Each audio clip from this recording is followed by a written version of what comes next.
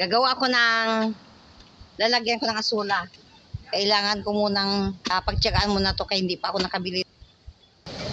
Lalagyan ko ng bahay-bahay ito. Para kung mag-init, hindi mamatay ang asula.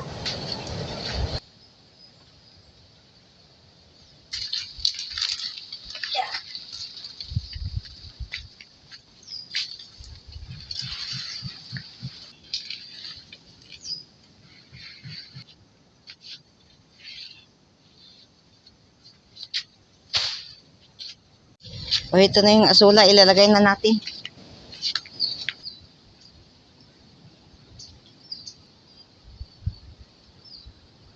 Ito ang tubig galing sa balon. Ano ko, dalawa kong klase. Kung ang tubig sa balon ay hindi kayang bumuhay ng asula. Ito naman yung asula na ang tubig niyang ginamit ko ay galing sa iniinuman kong tubig. Ayan, para malaman ko kung ang tubig na galing sa balon ko kung pwedeng gamitin pang asula o hindi. Pero ito sigurado kung hindi ito mapapaano dahil walang tabang ito. Sure 100%. Tingnan mo yung asula, oh.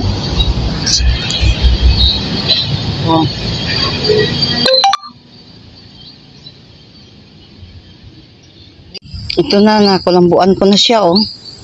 Tapos umulan kahapon, tapos kulambo. Ang tubig, hindi siya masyadong bumabagsak sa kanya diretso.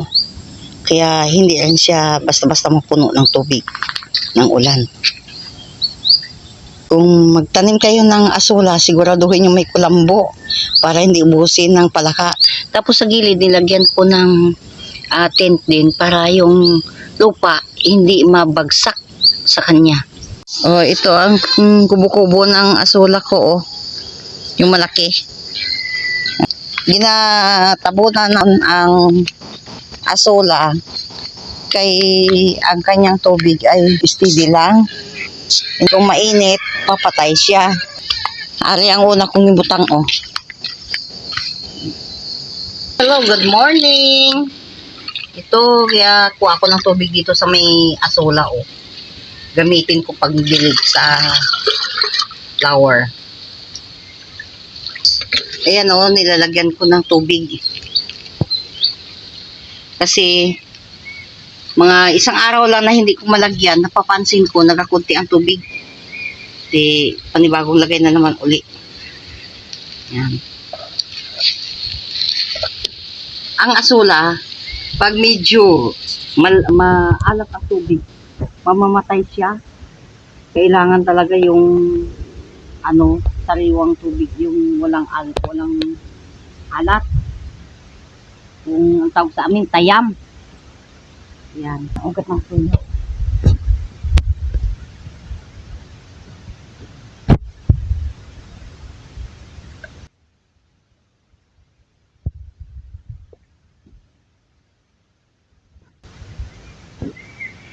Pinaparami namin kay pag-itlo, magbili kami ng itik pang itong gamitin namin pagkain para maraming itlog. Mamaya umuha na naman ako ng tain ng baka para ilagay dito.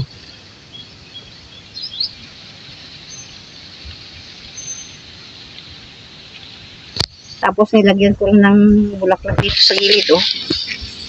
Para pag malaki siya, protection din niya na makakover sa init. Ayan.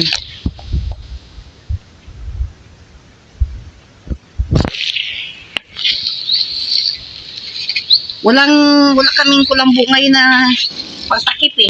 Naubusan. Kwan pa. Bili pa.